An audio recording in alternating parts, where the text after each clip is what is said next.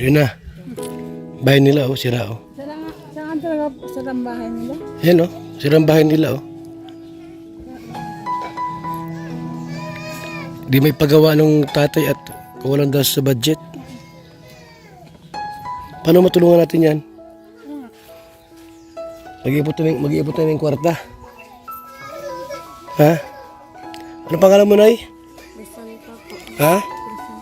Crisanta po. Crisanta? Ang bahay nila, oh. Dagat pa, oh. Yung basura.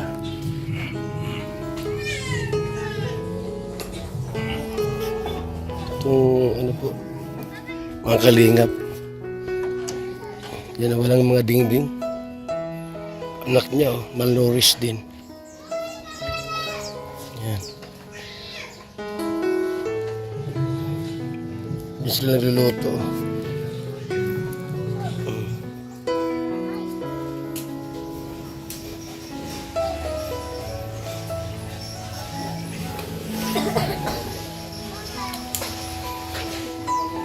Sirang-sira yung bahay.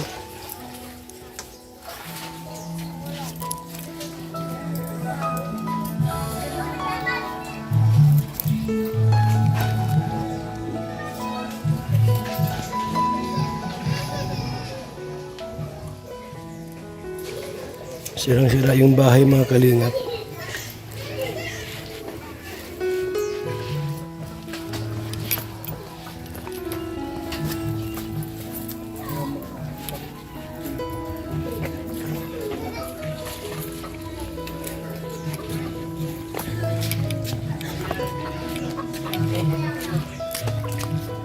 Ano kapak niyan?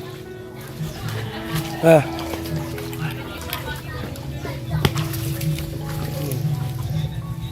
Naman? Wala? Meron? Ha? Kaya nga ni. Kabila? So yun ang bahay dito. Tina! Apakan mo yan. Huwag ka mag-ano dyan. Apakan mo yung ano. Langoy! Tay, langoy! Nakaano ako ng dumi. Nakaapak. Kaya nasira na.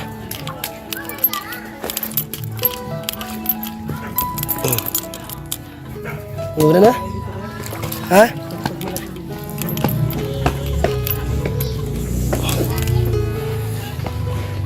So yan po oh, yung bahay po nila. Oh, mga bata baka malaglag. Isa po sana sa ating tutulungan. Kahit paminto man lang at saka pangdingding. Pero ano po, bulok na rin po yung ano, yung poste.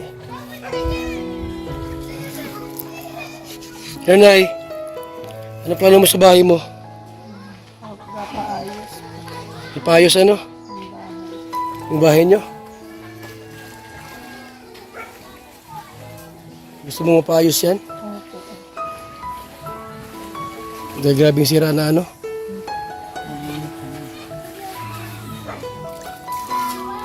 Grabing sira na po talaga dito. Kaya yan o. Ito po ay ano, mag-ipon tayo ng pera dito, specific pera dito po sa bahay na ito, Makalilon. Grabing hirap nila nanay po. May trabaho si mister sa palengke, parang kakargador. Kargador ang asawa mo? Kargador? Minsan may panahon na kumikita ng 500, minsan na po may 200, may 100, depende po kung malakas. Pag mahina, wala. So ito po mga kalingap, yung dito nila. Okay, binuksan yung grocery. Nagbili ako ng grocery ay. Ito yung grocery yan. Kaya bigas dyan oh. Yan ang bigas oh, te. Yan ah. Para meron kayong ano. Yan oh. Bigas sa grocery. May biskwit dyan. Ha? Bahay mo, sira na. Wala nang dingding. Itong gusto mo mapaayos? Opo. Ha? Kaya nga ni. Yan. Dapat ito baguhan talaga ito. Malaki-laki ito mga kalingap. Kaya ito ay pinagawa po natin. Kaabot to ng mga 300,000. Yung talagang simento mo ito ay pusti po ay simento. Buhos yan. Pinakalo dito. Tapos pakihawan yung pagdadali. Ano, malaglag ka dyan? Doon ka muna, baka malaglag ka. Lalangoy ka dyan sa putik.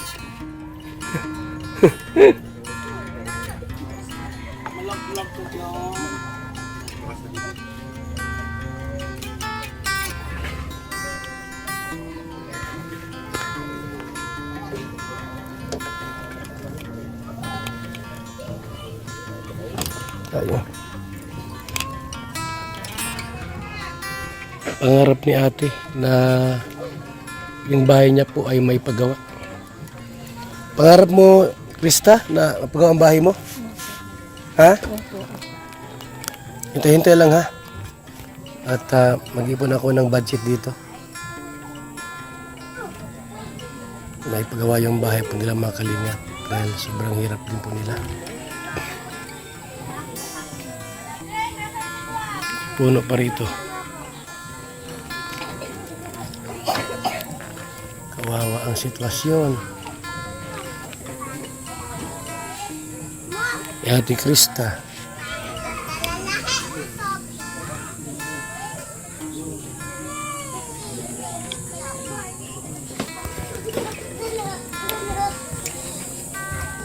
Paggabi malamok dito sigurado.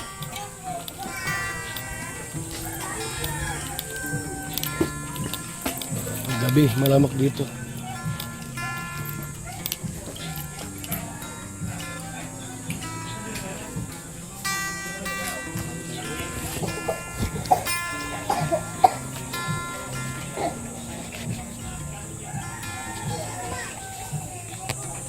Salamat po mga kalingap.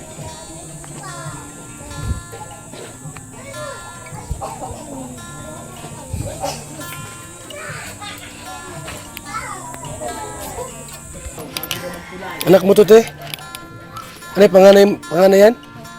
Ilang taon yan? Ha? 12?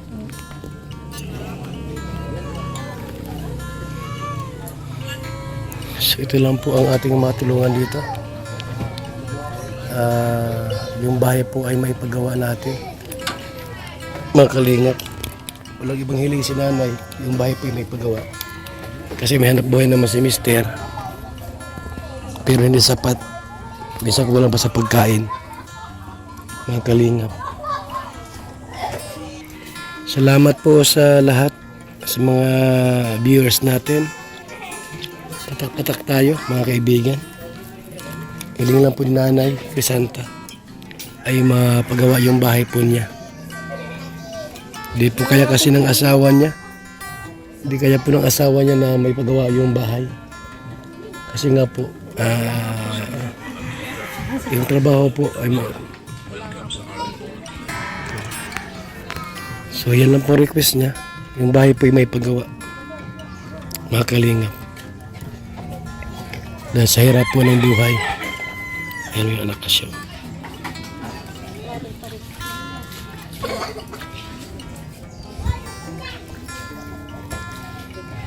Talagang Serena po ang nakakita ng kahirapan ng pamilyang ito. Mahirap daw. Sobrang hirap ng sitwasyon.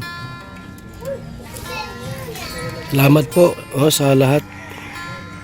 Mga taong gustong tumulong.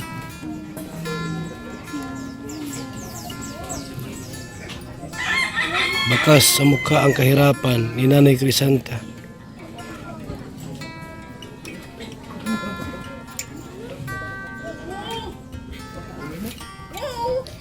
Salamat po sa lahat. Ang ating pong Pag-iipunan po ito. Itong bahay na ito para matulungan natin. Yung maging maayos lang yung bahay nila. Walang dingding. Ano lang. Mga kalingap. Salamat sa ating lahat. Mabuhay po. And God bless po mga kalingap.